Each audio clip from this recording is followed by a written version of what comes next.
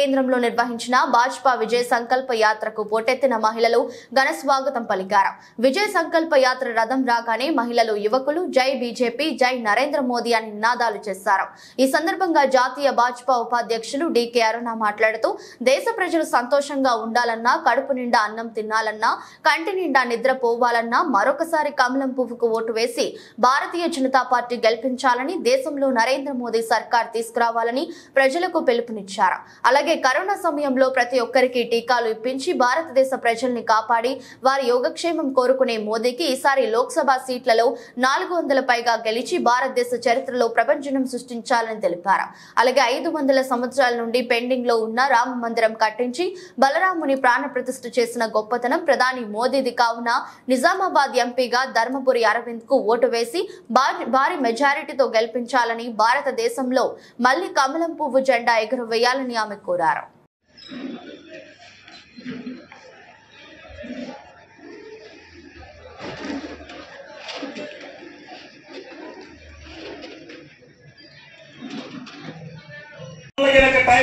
కొంతమంది పోయినేమో కానీ మా అక్కలు చూడు రక ఎంతమంది స్వాగతం చెప్తున్నారు. నేను మొన్న ప్రచారంకి వచ్చినప్పుడు కూడా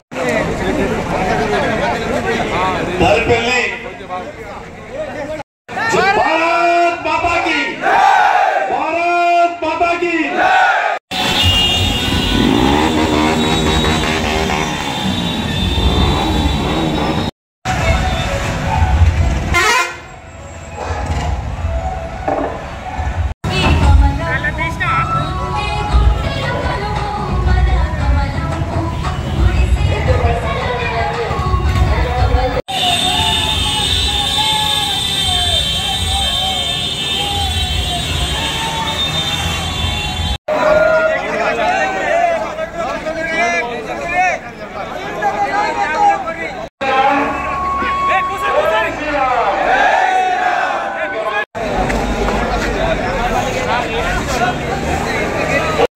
ఇస్తున్నాడు.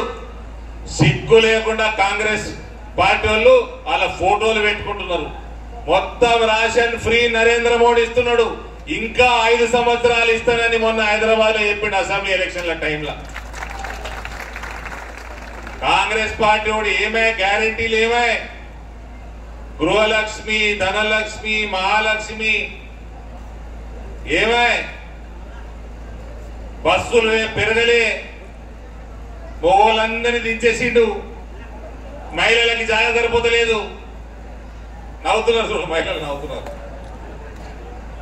ఏమాయ్ స్కీములు ఏమాయ్ ఏమన్నా అంటే మన ముఖ్యమంత్రి గారు ఏమంటారంటే 17కి 17 సీట్లు పార్లమెంట్ సీట్లు కాంగ్రెస్ ని గెలిపించి కాంగ్రెస్ పార్టీ ప్రభుత్వం ఏర్పాటు చేస్తే అప్పుడు గ్యారంటీలు వస్తాయట.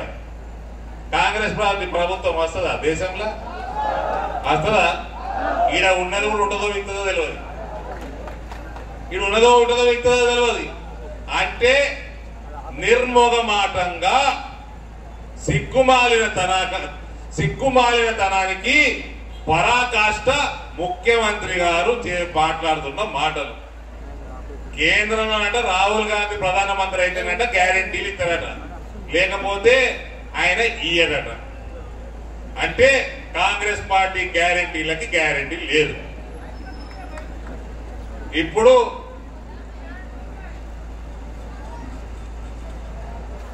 ఈ ఎలక్షన్లలో అమ్మ ఎట్టి పరిస్థితుల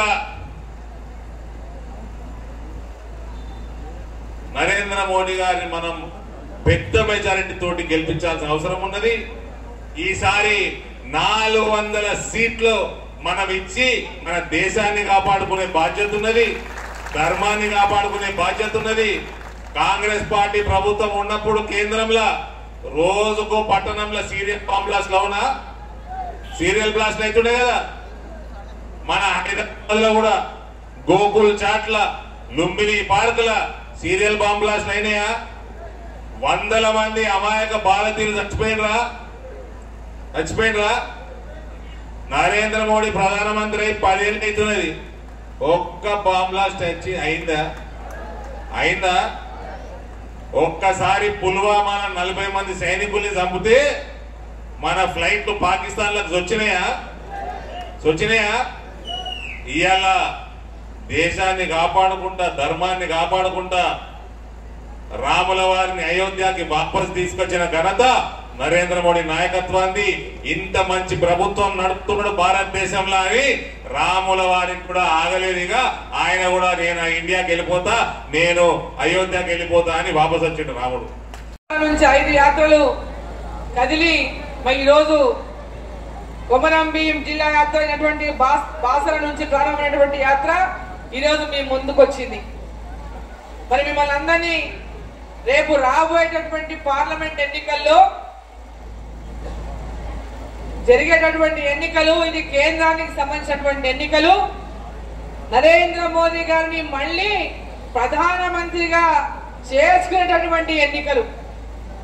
మరి దేశమంతా కూడా మళ్ళీ ప్రధానమంత్రిగా నరేంద్ర మోదీ గారే కావాలని కోరుకుంటున్నటువంటి ఎన్నికలు. మరొకసారి ప్రధానమంత్రి నరేంద్ర మోదీ గారు 100% నరేంద్ర మోదీ గారు ప్రధానమంత్రి కాబోతున్నారు. మన తెలంగాణ నుంచి కూడా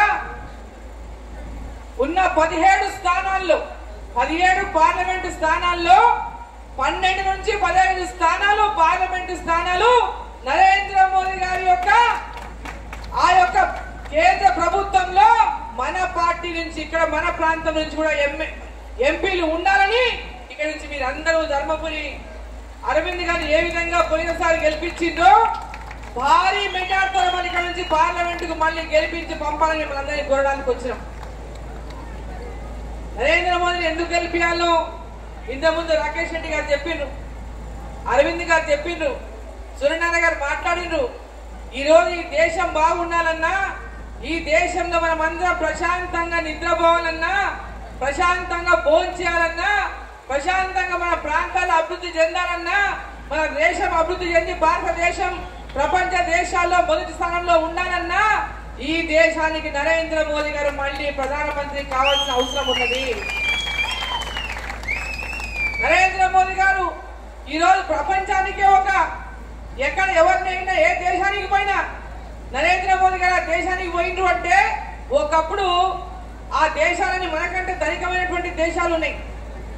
ఆ దేశాలకు మన దేశ ప్రధానులు పోతే ఎవరు పట్టించుకోకుండా వెనక సీట్లు, 2వ సీట్లో 3వ సీట్లో వెనక సీట్లో కూర్చోటోళ్ళు.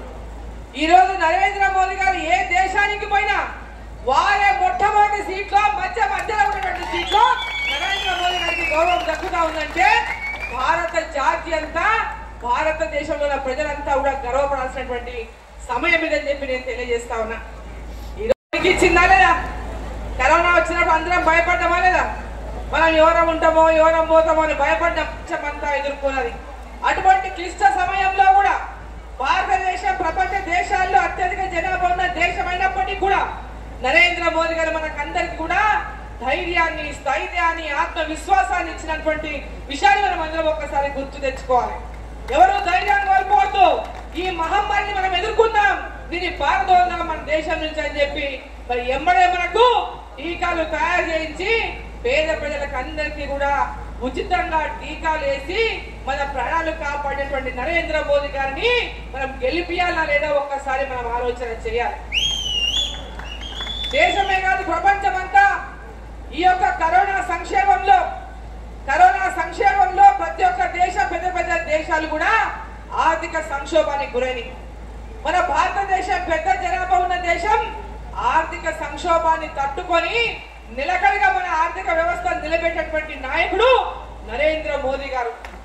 ఈరోజు భారతదేశంలో ఎంతో మంది పక్కన దేశాల్లో తిండికి లేక అల్లాడుతుంటే, ఒక ప్యాకెట్ గోధుమ పిండి కోసం పీకులాడుకొని బజార్లో కింద పడేస్తుంటే, ఆకలికి అలమటిస్తుంటే వారికి మన దేశం నుంచి తిండి పంపిన నాయకుడు నరేంద్ర మోదీ గారు అని చెప్పి నేను తెలియజేస్తాను.